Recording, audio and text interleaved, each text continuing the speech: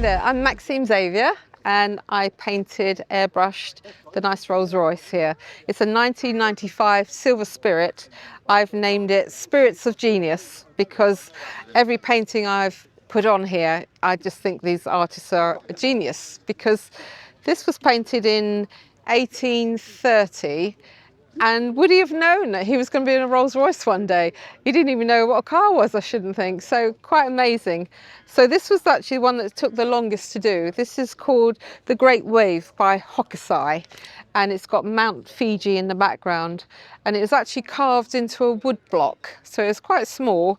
When I enlarged it to copy it, I found that there was actually Japanese fishermen pulling in fish with a net, which I'd never noticed before, and yet I've known the painting quite well for quite a long time.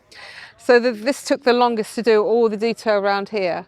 It's a square original picture, so I've had to elongate it, and that's really hard because you don't want to lose the essence of the painting. But so what you do is, as you start painting it, you stretch it a little bit. As you paint, you stretch it and stretch it and stretch it until, in other words, you can make it an oblong so they'll fit on the car. So that's that one, which is beautiful. I love it. And I chose something that would be in keeping with the car as well, because it's a lovely blue. So I thought, yeah, that's going to really work. So that's that one. Around here, come around here. I might have to lift the bonnet up. Hold on. There we go. Right, this one is called Gustav Klimt, and it's called The Kiss. This was done, I think this was early 19 something or other, or late 18 something or other, I'm not sure the dates. And it's gold leaf. Now, he was a great artist, and the whole thing was gold leaf, so it was gold all over. And he painted the background dark to make this show up. I think it's called something scuro, I can't think what it is, which means dark against light in Italian. Lots of the old masters used to use dark against light to make something show up. So in other words, if you had someone's face where you had a highlight on their cheek there, the background would be dark to make this show up. And then as you went around the face, if it was dark here, the background would become light. That's what he's done here. So he's done dark against light. This is all gold leaf.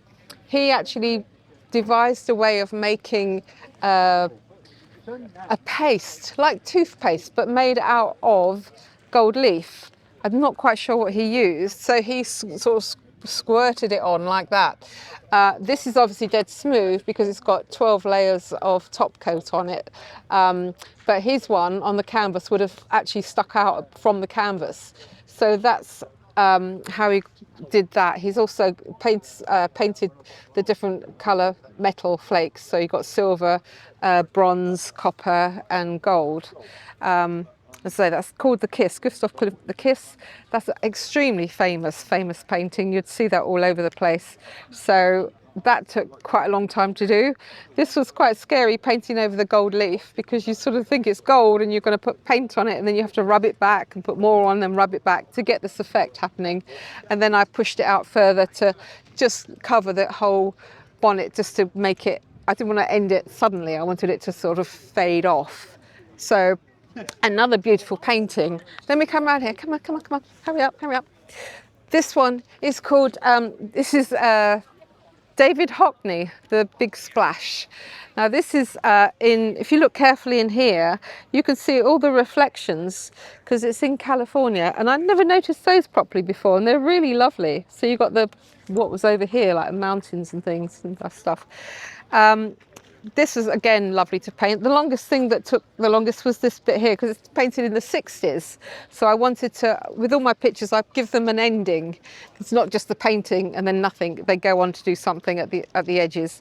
So this was a 60s looking kind of motif that used to sort of people's clothing and stuff used to be in those colours. That actually took a long time to do. It doesn't look it, but it did. Long time to do. So that's David Hockney. And lastly, round here, come on. This is Andy Warhol, Marilyn Monroe. Now again, it was a square painting. Oh yeah, and that was a square painting as well around there. So she had a background which was completely turquoise. So it's a solid turquoise background. So I broke it up to make it go the whole width of the boot lid. So, and Andrew, he was looking at this and he said, "You made a mistake there. You've got red coming out here." And I said, and I held up the original. He went, Oh, it's like that, isn't it? And I said, yeah, I'm so accurate. Even things like oversprays, which is on the original, I do as well. So that was quite funny. So that's it. So that's the whole car. I haven't done anything to the inside. The inside's beautiful, really good condition. That's it. That's my beautiful, beautiful Rolls Royce. So I'm really pleased with it. So hopefully you like looking at it too, and hopefully you'll see it in the flesh one day and with me, and you can talk to me or anything and ask questions.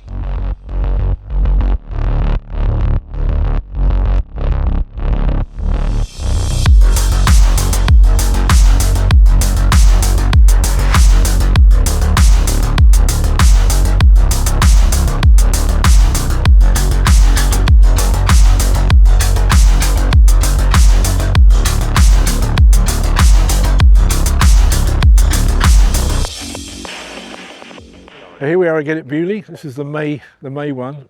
Yesterday was a fantastic day. Slightly cooler today. This is the Sunday, but it's still a fantastic event. I still love it. Just show you a couple of things that I've got on the stall this year. This is an unusual thing. A forecourt piece.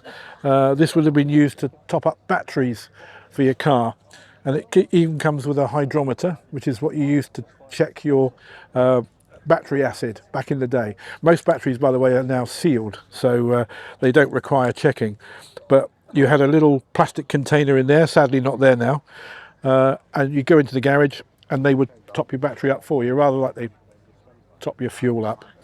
The other things we have, as usual, we always have a good selection of picnic baskets. These are the only ones we've got left now. We had 8 yesterday, we've got 5.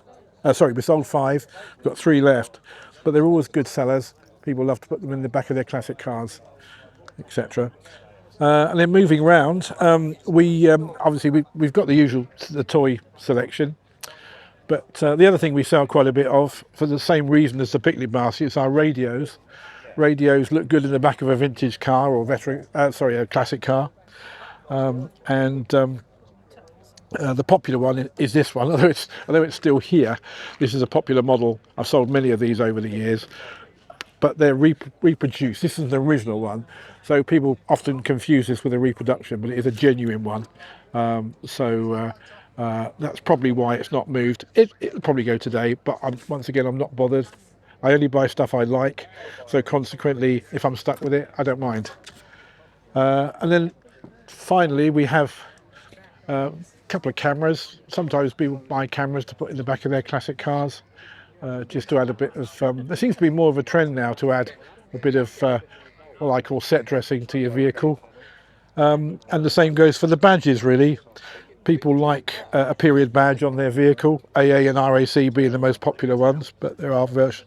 And then people like to decorate their cars with odd things. I don't know if I featured this in a previous video, but little Esso men that were given away by the Esso petrol company back in the day. They're very popular to they're key rings primarily, but people hang them on their chokes and switches in the car just to add a bit of effect. And the rest is the usual Autojumble fare of cans and tins. Bit depleted now from yesterday, but still a few left. And that's Automobilia.